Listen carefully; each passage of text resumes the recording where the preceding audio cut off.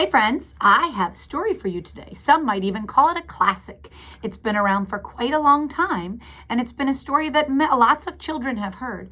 This story is called Where the Wild Things Are, and the story and the pictures are by Maurice Sendak.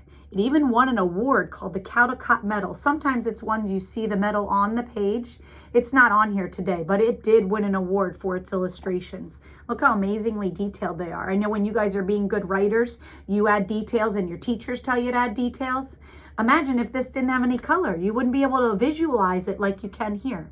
So let's find out about where the wild things are. Here we go. Where the wild things are. Looks like this little friend is dressed up. Who has ever dressed up before? It's lots of fun. Use your imagination to be whatever you want to be. So let's find out about the wild things. The night that Max wore his wolf suit and he made mischief one of a kind. There he is, pretending. Looks like he's hanging up part of his imagination, whatever he's imagining. He made mischief of one kind and another. Now, Max, that's not very nice. He's chasing his dog. Poor doggy. His mother called to him, "Wild thing." And Max said, "I'll eat you up." Oh, to his mommy. So he was sent to bed without eating anything. Can't talk to mommy like that. But Max looks a little bit sad or angry. No dinner. That very night, in Max's room, a forest grew. Whoa. In his room? Wow. And it grew. What do you notice is disappearing in his room? Here's the door, but you can barely see it. There's the bed, but you can barely see it.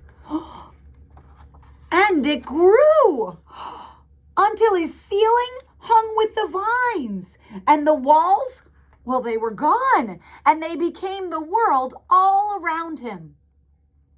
Wow. Can you imagine? Thinking about that imagination. Imagine if that happened to you. And an ocean even tumbled by with a private boat for Max. And he sailed off through all the day and all the night. And even look at the boat. It has his name, Max. Max, right on it.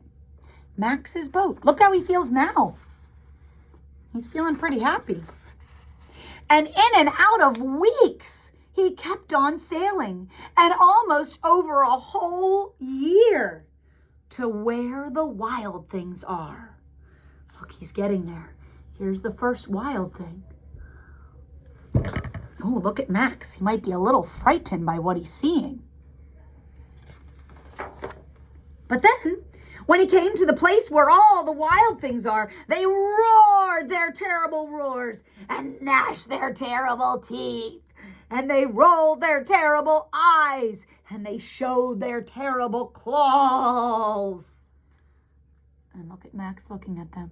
Huh. He's thinking about this. Till Max said, "Be still," and tamed the wild things with the magic trick of staring into all of their yellow eyes without blinking once. And they were frightened, and they called him the most wild thing of all. How long can you stare without blinking? It's kind of tricky, isn't it? But look, he calmed them by doing it. Now he is the wildest thing of all. And they made him the king of all the wild things. And now, cried Max, let the wild rumpus start. Rumpus, that's a word we don't hear very much. I'm going to come back and ask you what you think that means, but I'm going to continue to read first so you can use the book and the pictures to help figure it out. So the wild rumpus begin. There they go. Look at that. Do you see any words on this page? No, this is the rumpus. So the party, the dance, the fun, those are all ideas for the word rumpus. Look, they're looking at the moon, moving around, making loud noises. Look at their faces. Do they look like they like the rumpus? Yes, I would agree with you. Oh, some more. they're doing there. Hanging from the trees. Look at their eyes looking at each other while they're hanging. That takes a lot of muscles, but so much fun. Swinging in the trees. Look at that rumpus. Oh, and now, my goodness. Reminds me of a parade. They're lined up behind each other and carrying Max on their shoulders. Do, do, do. Again, no words. So Miss Spees is using her imagination to tell you about the story of the Wild Things. Now stop, Max said, and sent all the Wild Things off to bed without their supper. Huh. Who else did that happen to? That happened to Max. No supper. And Max, the king of all the wild things, was lonely. And he wanted to be where someone loved him best of all.